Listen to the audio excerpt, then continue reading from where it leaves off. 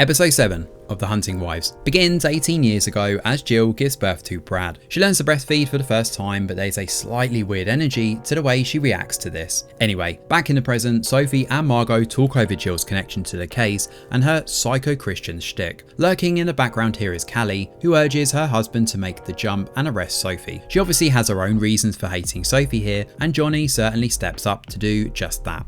Johnny heads to the station and puts his foot down. After the Cromwell situation, he wants the officers to find Abby's killer, organising a big search party to go out and comb the woods. This obviously should have been done ages ago, but at least he's actually doing something now. There's also a pretty funny joke here as Flynn comments over exactly what's up Johnny's ass, and given the scene that preceded this, it's all quite ironic. But obviously, given this is YouTube, I'm not about to show that here. Sophie shows up at Star's place and reveals that Abby may have been pregnant and had an abortion. Star is shocked and obviously does not take well to this news at all. Margot meanwhile arrives to see Brad, who admits that his mum has been acting super weird lately. Margot wants him to do some snooping on Jill, including checking her phone and her camera roll. With the passwords changed on her phone and laptop, Brad next checks the car's sat-nav and finds all the recent trips have been deleted. Uh-oh. Salazar continues her digging and looks closer at Pete. Nina is nowhere in sight and he looks to be packing his stuff and leaving town in a hurry. Alarm bells ring for Salazar, who questions exactly what he's up to. He claims that he doesn't really know Abby, but evidence obviously suggests otherwise. Salazar also realizes he's been drinking, and when he opens a glove box and she sees cinnamon chewing gum here, the same smell that she remembered from the cabin before she was shot, she realizes there's a connection to Cromwell and the cabin shooting. Pete speeds off when he realizes this too, but he doesn't get far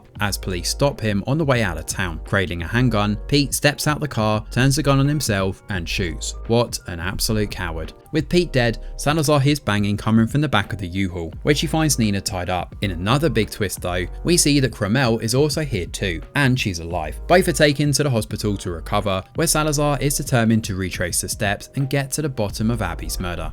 Johnny gives a big speech at the police station with this news, where he claims that Pete's actions don't bear any connection to Abby's death. It turns out Pete was actually in Southfield the night of Abby's death, so he has a solid alibi. This also means that there's someone else out there responsible. In the midst of this drama, Salazar is reinstated as an officer at the station. However, Johnny and the others already have their prime suspect, which is of course Sophie. Johnny brings Sophie in for questioning here, who makes a point of saying she never met Abby. Johnny shows otherwise though, with a trail camera in the woods that shows footage of her having a big altercation with Abby. Sophie is shocked when she sees this, and without an explanation, she's arrested for the murder. The only one who doesn't see a connection here is Salazar, who continues to try and find the truth. Star is also on the hunt too, and along with finding lingerie in Abby's room, she learns from Jamie the true extent of Abby and Brad's love for one another. Callie and Margot decide to head over to Jill's place next to get to the bottom of her issues and straighten everything out. However, when they head into the kitchen, they find that Star is dead. Jill is erratic and claims this was done in self-defense